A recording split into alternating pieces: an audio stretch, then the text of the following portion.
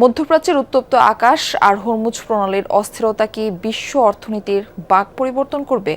1944-এর Bretton Woods থেকে 1974 সালের Saudi যুক্তরাষ্ট্র চুক্তি যে পেট্রোডলার ব্যবস্থার গোড়াপত্তন করেছিল তা কি অস্তিত্বের সংকটে? এই প্রশ্নের কারণ ইরানের নতুন ঘোষণা, তেল সরবরাহ করতে হলে লেনদেন ডলারে নয়, ক্রিপ্টোকারেন্সি বা চীনা মুদ্রায় করতে হবে। সিলন টি রপ্তানিতে শীর্ষে।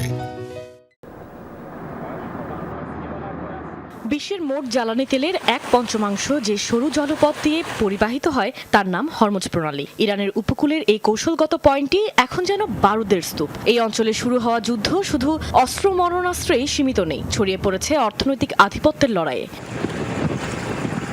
মধ্যপ্রাচ্য ইস্যুতে আবারও আলোচনায় পেট্রোডলার ব্যবস্থা। ইরান বলছে হরমুজ প্রণালী দিয়ে তেল বহন করতে হলে আর ডলার নয়, বরং লেনদেন করতে হবে ক্রিপ্টোকারেন্সি, বিশেষ করে স্টেবল কয়েন বা চীনা মুদ্রা ইউয়ানে। আর তাতেই প্রশ্ন উঠছে, স্টেবল কয়েনের দাপটে কতটা ভিত নাড়াতে পারবে ডলারের সাম্রাজ্য।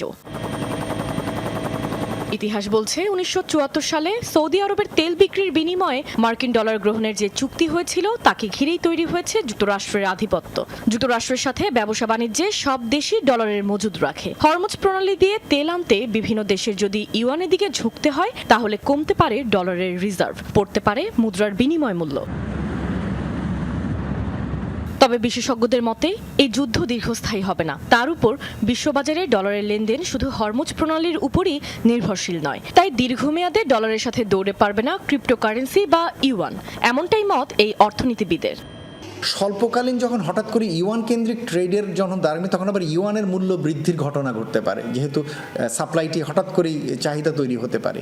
কিন্তু ডলারের যে প্রয়োজন, মানে সামগ্রিকভাবে যদি আমি এটুকু অংশ বাদ দিই অন্যান্য জায়গায়, সেই ডমিনেন্সটা ডলারে আসলে থেকে যাবে, এটা হারানোর কোনো কারণ নেই। তাই যদি সাময়িকভাবে ক্রিপ্টোকারেন্সি দিয়েই লেনদেন করতে হয়, তাতে বাংলাদেশ দুশ্চিন্তায় পড়বে না বলেও মনে করেন গবেষকরা। আমরা অপরিশোধিত তেলটুকুই শুধুমাত্র হরমুজ প্রণালী থেকে নিয়ে আসি, এবং যেটার পরিমাণ আমাদের 20 থেকে 23%। বাকি যে আমাদের 80 থেকে 77% থেকে 80%, এটা আমাদের পরিশোধিত তেল, এবং সেগুলো আমরা আনি দক্ষিণ পূর্ব এশিয়ার দেশগুলো থেকে। সুতরাং আমাদের এই হরমুজ প্রণালীর উপর নির্ভরশীলতা খুবই ক্রিটিক্যাল, কিন্তু সীমিত আকারে। তেলবাহী জাহাজ যা 20 লাখ ব্যারেল তেল বহন করে, তার জন্য প্রতি ব্যারেল প্রায় $1 করে টোল দাবি করা হচ্ছে। অর্থাৎ একটি জাহাজ পার করতে ইরানকে প্রায় $20 লাখ সমমূল্যের ক্রিপ্টো বা ইউয়ান দিতে হচ্ছে। কাশফিয়া রুহি, যমুনা নিউজ।